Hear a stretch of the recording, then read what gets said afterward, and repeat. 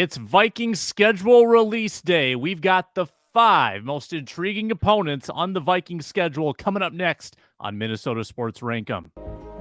This is Minnesota Sports Rankem, part of Locked On Sports Minnesota, and it starts now.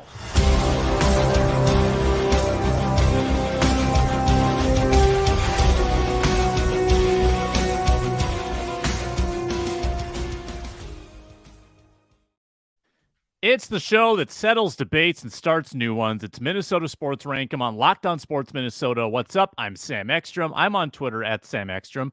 I'm joined by Luke Inman. He's at Luke_Spinman on Twitter, and he joins today to help talk about the Minnesota Vikings schedule, which officially, Luke, drops tonight. But I don't know if you've been following the leaks. The leaks are out of control. I saw somebody has the entire Packers schedule, the entire thing. It's already out. So we know at least 2 Vikings games. I've actually seen 5 leaks. Panthers, Packers, Raiders, Lions. We know them all. But we're going to talk about the 5 most intriguing opponents on the schedule. Regardless of week, I think that there's a few opponents, Luke, every year that we circle and say, can't wait for that game. And I can't wait to break down the top 5 with you. Yeah, absolutely. I mean, seeing the opponents, Sam, is one thing. A few months ago, we found that out. But seeing the order in which you're playing these teams and then dissecting all the variables that go along with it, like, all right, will they get the outdoor cold weather teams early when it's still warm or when it's freezing out late in December? I know for yourself and people in the media, you can't wait to see where this Las Vegas road trip is going to land so you can book your spot at the MGM right on the Strip. But yeah, it's going to be exciting. As you said, a lot of leaks already. It's because it's become so popular over the last few years. One of the most popular offseason events for a lot of NFL fans. No doubt about it. Let's jump into our top 5. The top 5 most intriguing Minnesota Vikings opponents. Oh, and before we do that, reminder to subscribe. Locked On Sports Minnesota on YouTube. Subscribe and comment below. We're also free and available wherever you get your podcasts and available on the SiriusXM app. Thanks so much for tuning in wherever you're tuning in from. Luke, kick us off, your number 5 most intriguing opponent. Number 5 on my list, Sam. San Francisco 49ers, dating back to 1993, 30 years on the dot. Sam, the Vikings are 1-8 versus the Niners on the road, 1-8. But check this out. When they're playing the Niners at home in the same time span, 30 years, 6-0, undefeated, flawless, perfect. So clearly catching the Niners at home versus on the road, huge swing for both these teams for some reason. I know just in general, the Vikings going back to when we were growing up have always struggled for some reason on the West Coast. Maybe somebody listening out there in podcasts or YouTube land can find me the stats on that. I would absolutely be very curious to see. It just doesn't it seem like Vikings on the West Coast, Sam, is like a 298 winning percentage or something terrible like that. It just feels like that. But anyways, Niners at home, Sam, can they go 7-0? And more importantly, when do you catch them on the schedule? Because the difference between Sam Darnold under center, especially in his first few games in this new offense early on, versus catching Brock Purdy coming back and healthy in the second half of the season, that's a huge swing. So number 5 on my list, San Fran 49ers at home, were one of the most iconic plays in franchise history. Favre to Greg Lewis, a moment every Vikings fan remembers. I think knocking off one of the top 2 teams from the NFC last season early in the schedule versus Sam Darnold, I think that will go a long way to giving this team and the fan base, for that matter, a lot of confidence and momentum heading into the thick of the season. Worth noting too, Luke, and I would venture to say the Vikings might be the only team in the league that has this. The Vikings play all 4 semifinalists from top 4 teams in the league. Yep. That's unheard of. Eagles, Bengals. And the crazy thing is that both AFC teams, usually you get one AFC conference. Or it's division, rare to play both right? Super Bowl teams, Sam, let alone all 4 teams. Yeah. It's because the Bengals are sort of the extra, the 17th game they got paired up with the Bengals. My number 5, and the 49ers were my honorable mention. I knocked them off just because I wasn't sure who the quarterback was going to be. I didn't have enough information. I'm going with the Panthers for, I think, the obvious reason, Adam Thielen. Adam Thielen, you go and you play your legendary wide receiver on his new team, but also the number 1 overall pick. That's kind of interesting. You get to take on Bryce Young. And that's another one, Luke. where I'm seeing week 4 as the leak. Vikings Panthers week 4. If true, I think that's a good time to get the Panthers. You don't want Bryce Young in a rhythm yet. In fact, we don't know if he's going to be starting by week 4. It might be Andy Dalton.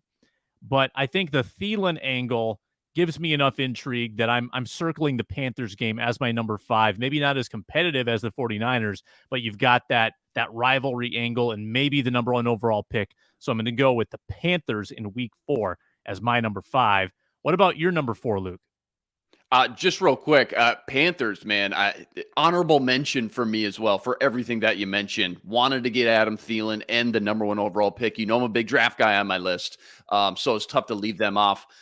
Number 4, Sam, Cincinnati Bengals. This league is just all about the quarterbacks. And Joe Burrow, I mean, it's not a hot take. He's about as elite as they come. Entering year 4, same class as Justin Jefferson. Quick side note, you want to have some fun? Go back and look at the 2020 class. Blue chip stalwarts littered throughout that first 2-3 rounds. But this dude's played 4 seasons. He's already been to a Super Bowl. He's been to the AFC Championship game last year. So this team is red hot. Here's the bad news. They got to travel back to Cincy for the second time in 3 seasons, where they're 0-4 dating back to 1995. You get them at home, they're 3-0. So snapping that streak on the road versus the Bengals, stealing one versus the AFC Championship participants, that's going to be awfully interesting to see, again, where they're at on the schedule, because Brian Flores and this defense better be on their A game from a communication standpoint whenever they do end up lining up against the Cincinnati Bengals offense, because they are one of the best offenses in the league right now. Bengals on the road, number 4 on my list.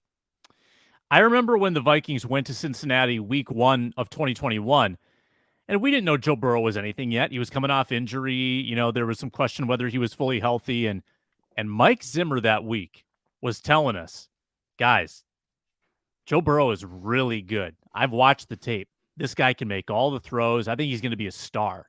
And we said, okay, Mike, all right, you're talking him up. You're overhyping him. You're pumping his tires. Well, Mike Zimmer was pretty correct on that.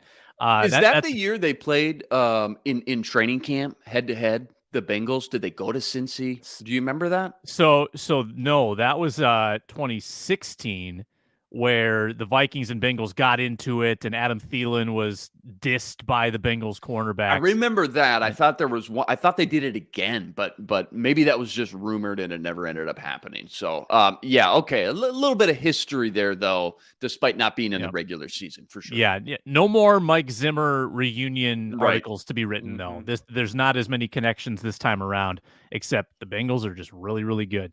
Yeah, that's a team that's on my list a little higher up. My number 4 is all about location. I don't care about Jimmy Garoppolo. I don't care about Josh McDaniels. I don't care about Devontae Adams. I care about Las Vegas. It's the first Vikings to Vegas trip ever, and it's the last one until 2031 because they only play each other in those locations once every years. I've already seen people on Twitter posting the receipt of their flight that they've booked because the leak says the Vikings will play there in week 14, December 10th, the coldest month in Minnesota, Luke. Oh, I love Vikings that. Get to go to Vegas if the leak is accurate. I don't think that's a terribly difficult week. The crowd there, like whenever the Vikings play in a warm weather location, Luke, it's purple. Whether it's Arizona, San Diego, and I assume Vegas, it's going to be purple. Get your flights now because they are going to be booked solid, I think, starting today. Vikings, get your flights, and then you get your Thunder Down Under tickets. I mean, that's kind of a Vegas tradition for you, isn't it? Right, first row Vegas tradition with the wife, right? Is that David Copperfield? Man, got to see him every time. Penn and Teller, the fair enough. The cheesy magicians. Yeah. That's my number 4. Before you give your number 3, just a reminder that we're presented by Built Bar, the best tasting protein bar of all time. When you're going to Vegas, you got to pack some Built Bars in your bag because you got to have that pick-me-up in the mid-morning after a late night. You get back to your hotel, you need some protein, you eat some Built Bars. They're healthy, they taste amazing, 100% real dark chocolate. The flavors are to die for: peanut butter brownie, cookies and cream, churro. And you know where you can get them? Walmart, Sam's Club, pharmacy section, or Built.com to get the specialty flavors. You can pick them up in person or online. Get these amazing macros, 17 grams of protein, only 4 grams of sugar, low calorie count as well. I don't know how they pull it off, but it is a delicious, nutritious treat that you got to stock up on. Built Bars, get some today. Number 3, Luke Inman, hit me. Listen, I know the Lions are the new show in town. Everyone's darlings to win the NFC North, Sam, and I get it.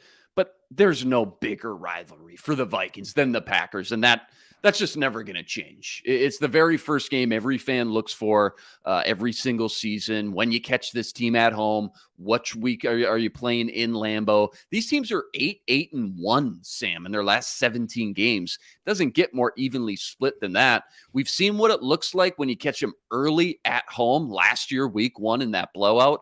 And we've seen what it looks like when you catch them early on the road. 2018, Daniel Carlson, 3 missed kicks. 2019, you're down 24-0, middle of the second quarter. Things have been ugly when you travel to Lambeau early as of late. Even the COVID year, right, Sam? Like they gave up, 43 points in week 1 in an empty U.S.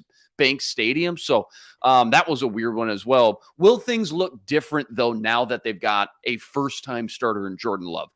Does he look off the mark earlier, in the season? Where are you going to catch them? Is it better to catch him later in the year when you've got more tape and film on the guy? We'll see how all that shakes out as the Packers kind of start this new era without Aaron Rodgers for the first time in almost 20 years. So Packers, home and away, Sam. Yeah, I'm double dipping a little bit, but number 3 on my list. The leaks I've seen have the Packers coming here New Year's Eve, week 17. That's big because you're not going on to the frozen New Year's tundra. Eve, the 24th. Interesting. New Year's Eve, 31st. Christmas Eve is what you're. Oh, sorry. New Year's Eve. Okay. Holidays. Where are you getting these leaks, Sam? Who's your sources? I don't. Some of them may not be reliable. Some of them might be. These were, remember, like I said, the Packers' schedule literally leaked in its entirety. Sports Illustrated has published the entire thing, so that one I feel pretty good about. Fair enough. Hello. Oh, okay. Sorry. Mark that. All right, my number 3. It's the Bengals. And you gave a lot of good reasons why. This is just a great team that you are traveling to. And, I think every year on the schedule, Luke, we circle a game and we say, I think that's an L. That's an automatic L. And you know what? The Vikings tend to be kind of plucky in those games. I think 2 years ago, my automatic L is when they went to Baltimore. And they went to overtime in that game. They led by 14 in that game. Now, they lost in the end, but they were right there with them. And then last year, my automatic L would have been Buffalo, on the road at Buffalo. And they won that game in dramatic, miraculous fashion. So when I'm going to be careful this year to just write off a certain opponent. And I think when you're at Cincinnati, you assume that that's going to be an automatic defeat. I'm saying no. I'm saying that the Vikings are in the mix. And you look at the way Cincinnati started last year. I don't know when they play them, but last year they started 3-3, 4-4. They were pretty slow starters last year until Burrow came on strong late. So I'm pumped about the Bengals game, and I just love watching Burrow play. I love watching Jamar Chase play. I like seeing the stars play when the Vikings come to town. I didn't like it when the Vikings went to Kansas City and missed Mahomes. Like, that upset me. Yeah. So I hope that everybody's playing in that Bengals game. Absolutely. No, good call. Number 2 on my list, Eagles. I think not just you and I, Sam, everybody's going to have the same top 2 games right here. Eagles, number 2 for me. NFC champs, Jalen Hurts crushes the Vikes on Monday Night Football in week 2 last year. He said Ed Donatell's defense just spiraling the rest of the season. It felt like anyways after that. The all-time record between these two teams, it's kind of deceiving. They got the exact same record, 15-15, even split. But the Vikes actually started this season, I'll say, with 7 straight wins from 62 to 78. But since 1989, the Vikes are only 5-11 versus the Eagles and 2-10 on the road in Philly in their last 12. So this team has the Vikes number, especially when it's in Philly. The last time they won in Philly, 2018, remember you had Limbaugh rumbling, bumbling, stumbling, had that long scoop and score. But that was versus Carson Wentz and not, just a very average at best Eagles team. This is a completely different animal and beast, as we know. Jalen Hurts cemented himself as one of the top 3 quarterbacks in the NFL, along with one of the top 3 teams and rosters around him. So can the Vikings stun this team in Philly? I think if they want a chance, they got to get him early while the Super Bowl hangover is still lingering like that. We see year after year with so many of these Super Bowl teams, if they're going to struggle or stumble at all, that's Philly. I think it's got to be early on. I mean, you would just assume. I could see him starting out slow out the gate, something like 2-2, 2-3, and then heating back up the last half of the season. Earlier, the better, Sam. Let's just get this out of the way so we know, and we can get it over with, win or lose. Yeah, like last year, they lost to him in week 2, got lambasted. Yep. And then they rattled off, 8 in a row, and people weren't thinking about Philadelphia anymore. That is going to be a tough trip. 5 trips to Philly since 2016. The Vikings have had to make. Wow. That's also my number 2, by the way. And they've fortified that roster so well. It's hard to imagine them having a Super Bowl hangover, but crazy things happen all the time, man. I mean, Lamar Jackson in 2019 looks like he's at the height of his powers. How could the Ravens ever lose again with this guy as their quarterback? And you know what? After his second year in the league, really kind of took a step backward, injuries and whatnot. Kind of got a stranglehold on him, and the Ravens weren't the same the 3 years after their big year in 2019. So who knows where the Eagles will end up? Every year is different, and we'll see what happens in the Vikings game. Luke, we're unanimous with our number 1 choice. Give it to the people. Everybody's favorite, everybody's number 1, Sam. Can't wait to see the Kansas City Chiefs head to US Bank Stadium. Last time Vikes played the Chiefs indoors at home was 20 years ago in 2003. Remember, they played at the Gophers Stadium, TCF, at 2015, 2016, I want to say. They won like 13-10. But yeah, check out this box score in 2003. They beat him 45-20. Culpepper hooks up with Moss twice. Ontario Smith from Oregon scores the hat trick, 3 rushing touchdowns. And even Jimmy Kleinsasser gets in on the action. Priest Holmes scored 3 touchdowns as well. So absolute shootout, especially for a game back in 2003. But this is the Patty Mahomes show now, man. The greatest quarterback to play the game of this generation. 5 straight AFC championships, 3 Super Bowls in the last 4 years, won 2 of them. I mean, the guy is literally as good as it gets, and it's not very often you'll get to watch this man play in our backyard. So I fully expect Chiefs fans to travel well, see a sea of red in the crowd, but Mahomes and company is the man of the hour when it comes to the Vikes 2023 schedule here, Sam. And I wouldn't be surprised in the least if this ends up being a prime time type of game, just knowing the allure of watching Mahomes and Justin Jefferson, 2 of arguably the best offensive players in the game right now, play indoors together under the bright lights. I think it's going to be absolutely electric atmosphere, and I can't wait to see again what week the schedule makers have this one on the books. Yeah, Mahomes is going to be 28 when this game takes place, and it will be the first time that the Vikings have ever faced him. He was hurt when they played in Kansas City. Matt Moore started. Mahomes is 80 games into his NFL career, and the Vikings have not faced him before. And Luke, I wouldn't mind pushing that off maybe a year because I'm not sure this Vikings secondary is ready to face Patrick Mahomes. I think this is one, honestly, Luke. I'm a little torn because you don't want to get him when he's like in a rhythm in December, but you also don't want him in September either, because your secondary is going to be so raw at that point. You need a few months, I think, to get them prepared to face somebody like that. I get the theory. I think he's so good, and this secondary just is what it is.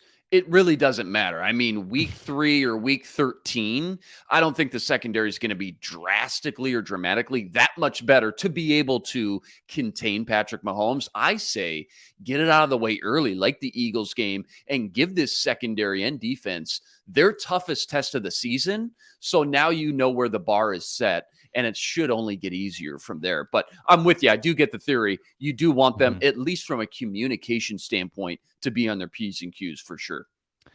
The leaks are going to keep coming in. Full schedule released Thursday night. We're breaking it all down on the Friday roundtable here on Locked On Sports Minnesota with Ron Johnson and Reggie Wilson. Make sure you turn into that for full reaction on the Vikings 2023 slate. He's Luke Inman, at Luke_Spinman on Twitter. I'm Sam Ekstrom.